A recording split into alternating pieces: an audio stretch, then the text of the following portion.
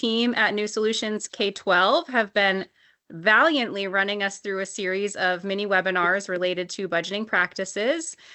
We really don't have too much more of an intro to do today. I'll let Nate and team take it away. But today's topic will be staffing precisely, maximizing the impact of instructional coaches, staff. Yep, sorry, my title cut off there a little bit. But we are pleased to have you. And if I could just ask for folks to either place questions in the chat for the duration of our webinar or wait for an opportunity at the end. If we do have time for a Q&A, I believe we can open that up. And if not, we will have a space where you can enter questions for Nate and team after the webinar. So thank you so much, folks. Welcome in. Great. Good to be back. Recognize a lot of folks who have been to many of these sessions. So I'll skip some of the intro. But again, so today's discussion focusing on another pretty small part of the budget. Now, this is not nearly as big as special ed. It's not nearly as big as elementary classroom teachers or middle and high school teachers. But thinking about instructional coaches, and the reason we wanted to have a session devoted just to them is a few reasons. So one is the research is really, really clear. Nothing matters more than the effectiveness of the teacher when it comes to student outcomes. More important than scheduling, and I wrote a book on scheduling, more important on how you spend money, and I wrote books on that, more important than the curriculum. The effectiveness of the teacher is the single most important variable on how much kids learn. And the way you improve the effectiveness of teachers, the research is also clear that highly effective instructional coaching has turned out to be the most effective way to improve teacher capacity. So it really does say that, high quality instructional coaching is just an incredibly powerful investment. When done well, it really does move the needle on student achievement.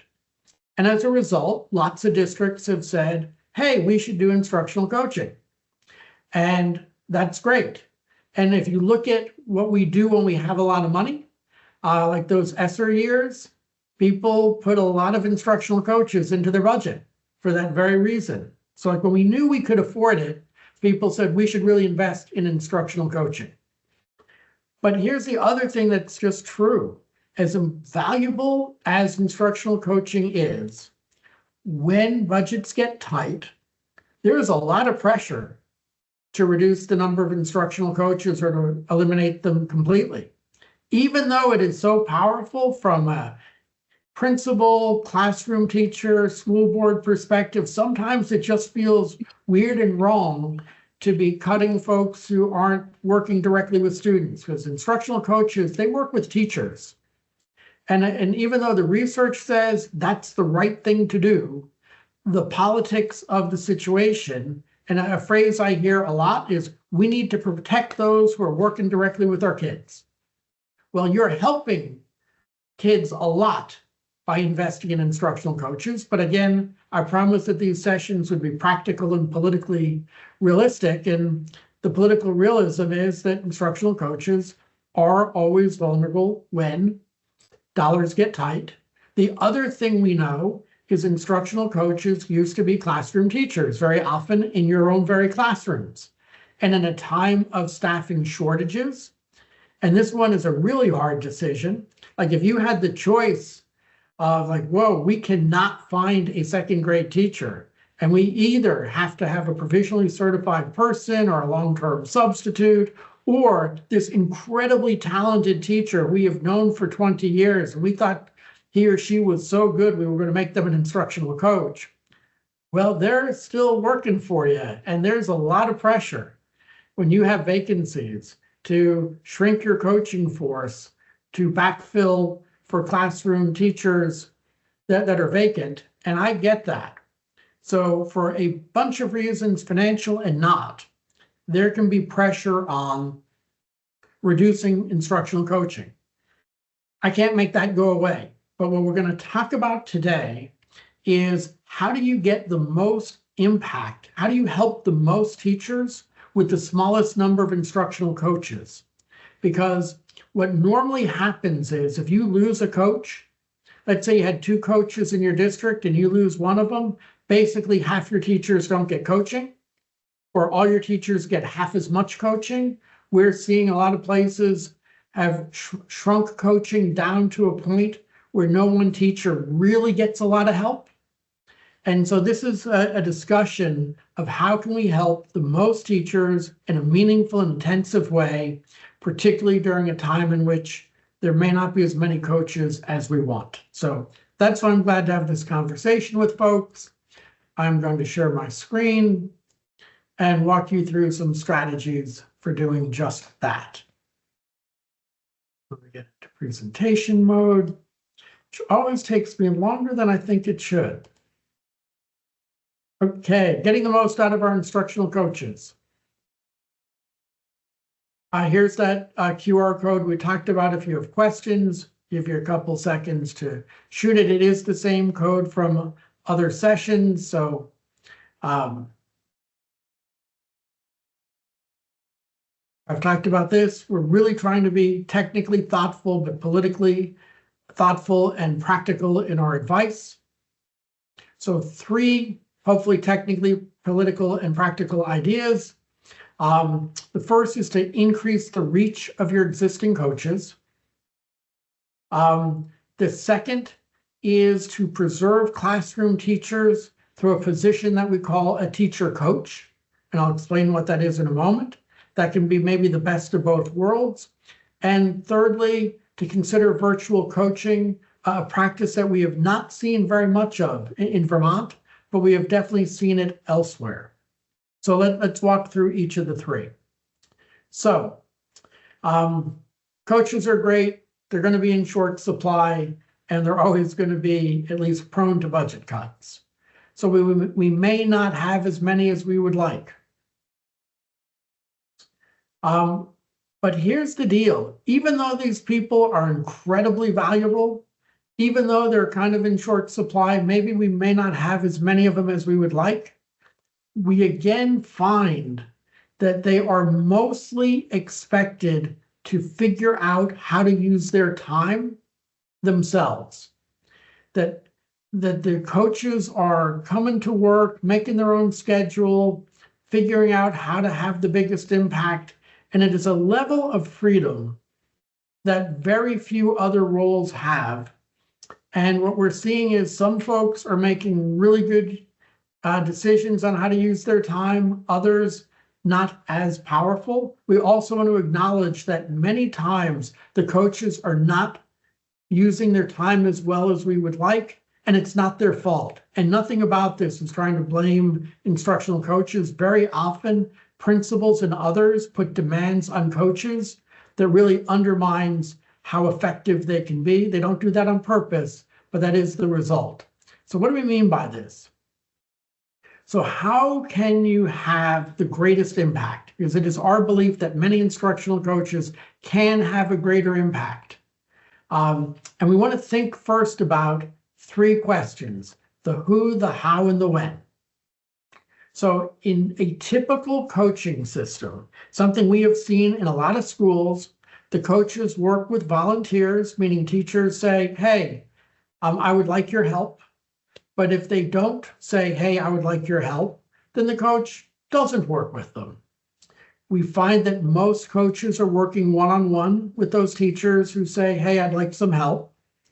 And I'm not sure who wrote the book or where this idea came, but we also find that there's this idea of what's called the coaching cycle, where it's like 6 to 12 weeks long. And so a coach says, hey, for the teachers who volunteer, I'll work with them one-on-one for, say, maybe 12 weeks.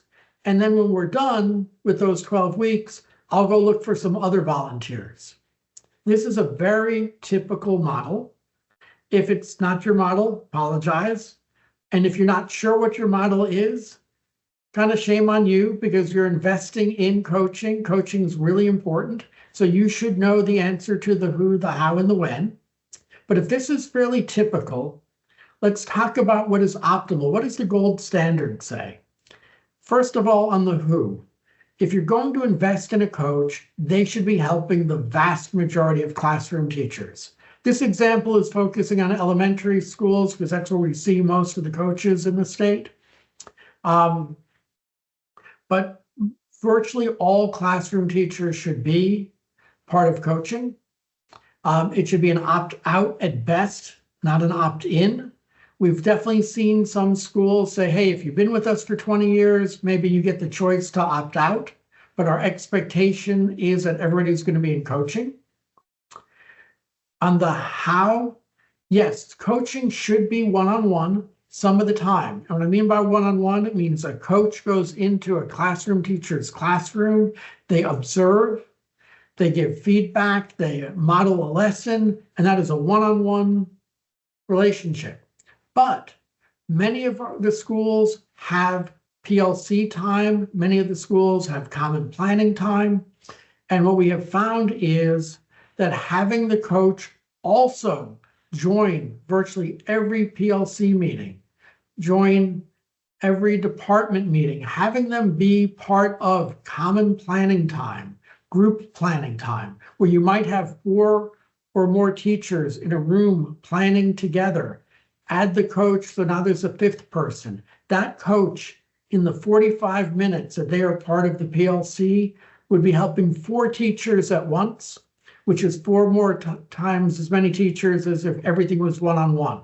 So there's really a great leverage comes when they are part of common planning, PLC, people have different names for it.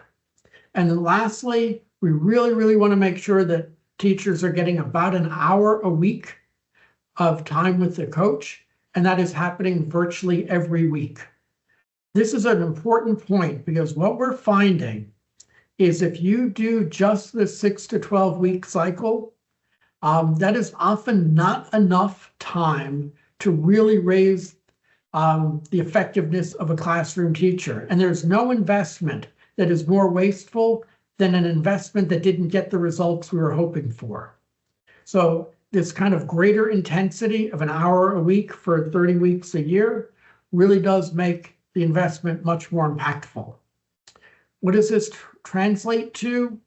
That if you think about the reach, how much help is a full-time coach able to do? In this typical case, we're finding that maybe it's only as little as 20% of the teachers are getting help, and they're getting maybe 10 hours a year.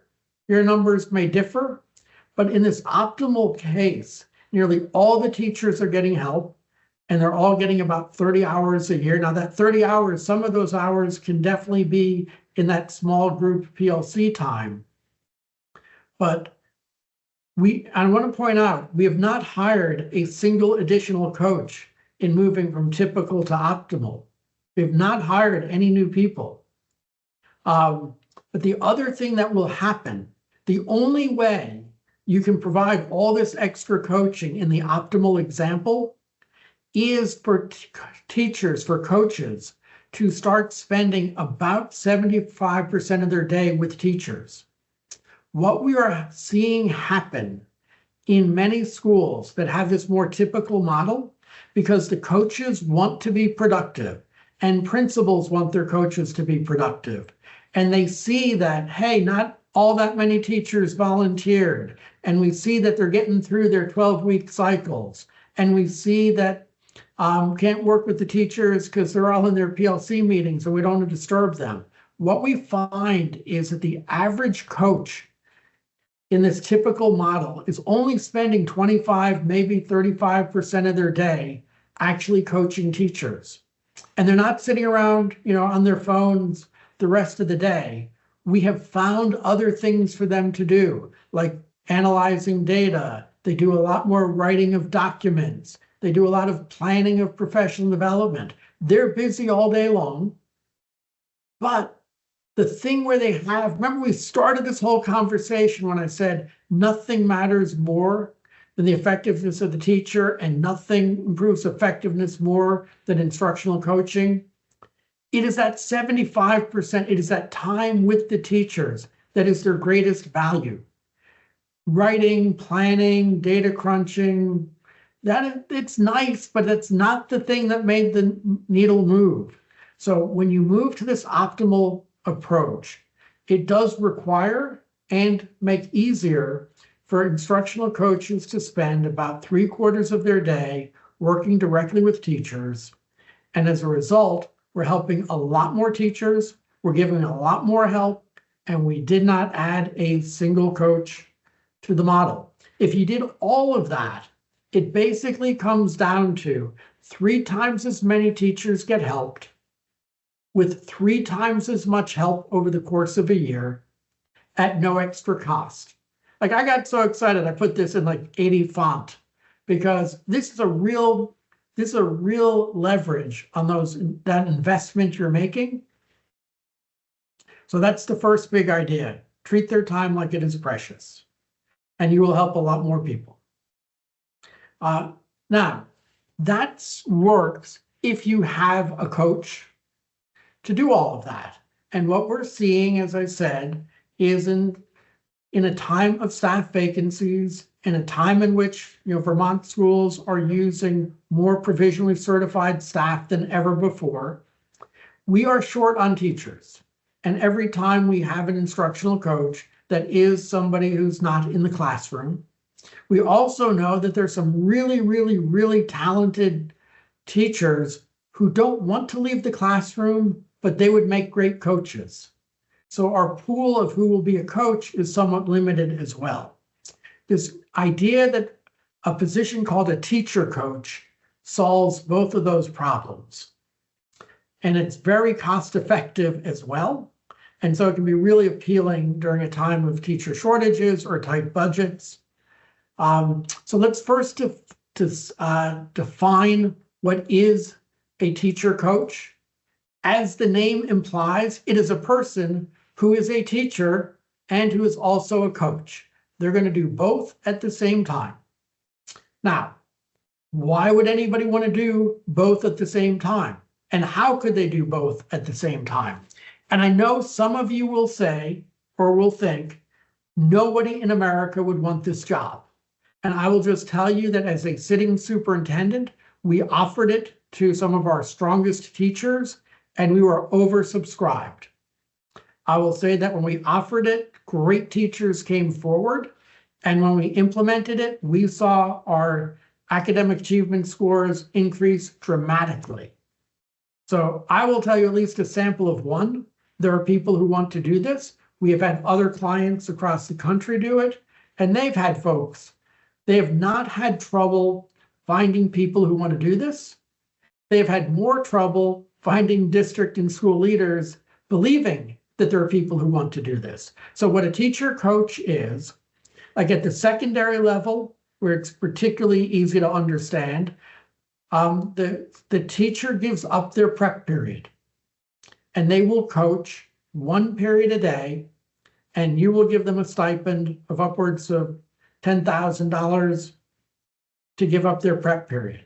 Now, somebody's going to say, no teacher is going to give up their prep period, and I get that, except we know that about half of all teachers have a second job.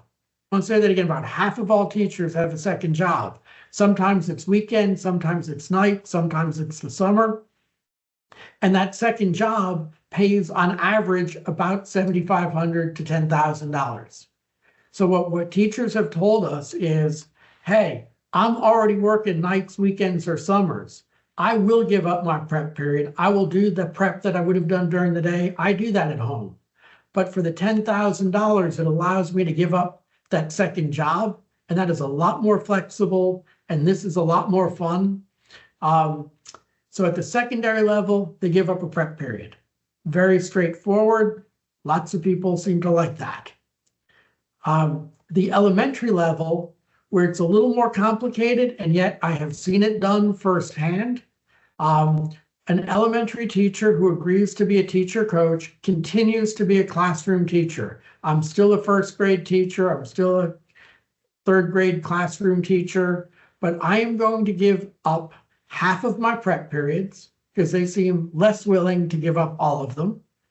And as a district, you agree to provide between 3 to 5 hours of classroom coverage each week. So they will leave their classroom for a few hours each week. That means like during a whole class read aloud, a paraprofessional might be reading the book rather than the teacher. It means when they're giving a math quiz for 30 minutes, They're not going to be proctoring that exam. A paraprofessional is going to cover it. So yes, it takes a teacher who is a little more flexible, but again, for $10,000 and the honor of being both a teacher and a coach, and you can make this an honor by only offering it to teachers who you consider, and to say this out loud, are highly effective teachers. We have again found a lot of elementary teachers really like this because it's both an honor and it's good compensation, and they want to help their peers. And again, they're only going to help 5 teachers. So you're not asking them to do as much work as we asked those full-time dedicated coaches to do. So they're going to help about 5 teachers. It's a much smaller number, but I want to run some math for you, because again, this is a great way to preserve high quality teachers in the classroom and provide coaching. It's also incredibly cost effective. So here's how the math works out.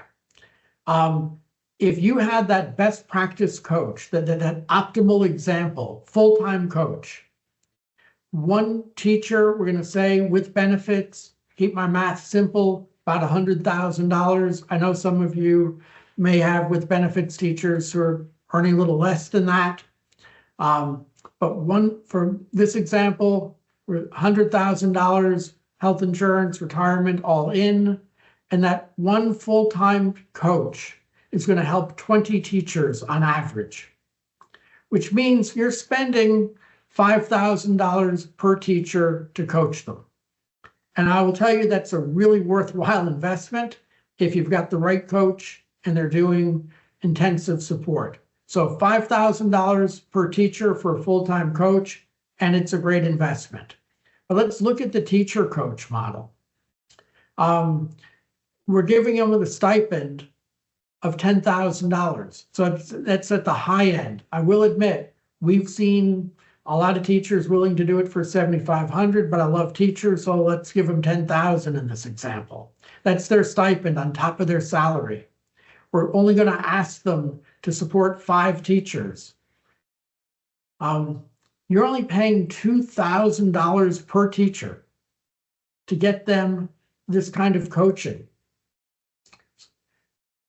You think about it, if the single biggest lever to raising achievement is coaching, a $2,000 investment per teacher seems like a really good use of funds, and you did not lose a classroom teacher in the process.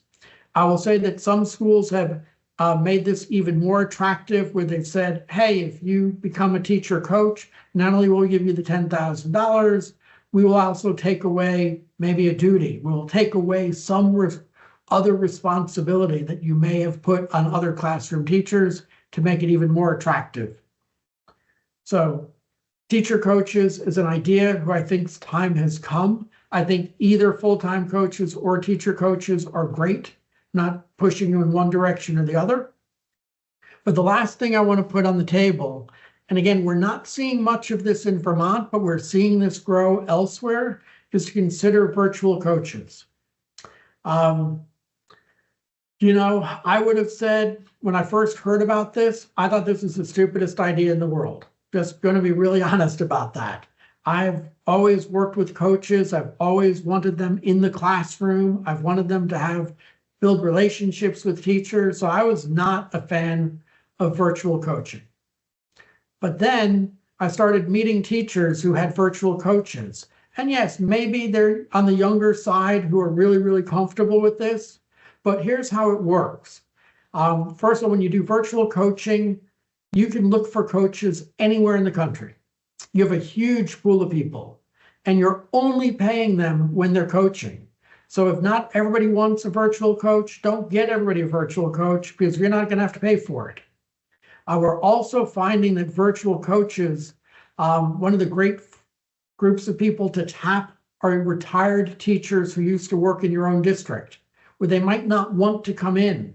They may not want to work full time, but they'd be happy to provide 2-3 hours a day of coaching. And it's really easy to do that if you don't have to drive into school. So first of all, you get a really big pool of very talented people. The way virtual coaching works is the classroom teacher who's getting coaching. And again, I would only do this with volunteers. They record on their phone part of their lesson, 10, 15, 20-minute lesson, the same thing that the coach would have seen if they were in the classroom. And then they upload that video, send it to their coach. Their coach gets a chance to review it. They schedule a time that's really convenient. They review the video. The coach gives feedback. We have found that not all, but many teachers are incredibly comfortable getting feedback this way. We know, I'm an old guy, so like I'm very old school. Let's have everybody in person. We know that we've got an entire new generation or two of teachers who live and breathe on their phones, who have long-term and meaningful relationships with friends who live 3,000 miles away. And I hear the comment, you wouldn't even know they moved away because I talk to them and see them and interact with them every day. We do have a generation or two that has become incredibly comfortable conducting their life on their phone and getting coaching over their phone by sending videos back and forth. Just seems very natural to them. Again, one of the biggest challenges we've seen with virtual coaching is that some of the senior leaders are fairly confident that nobody will want it. And yet we're finding that many teachers really like it, and it's very cost effective, and it takes out the issue of that you're losing a great teacher from the classroom as well. So that is the last of the three ideas for how do we maintain or even expand instructional coaching during a time of tight budgets or a time of teacher shortages. So with that, thanks so much. We got more of these to come.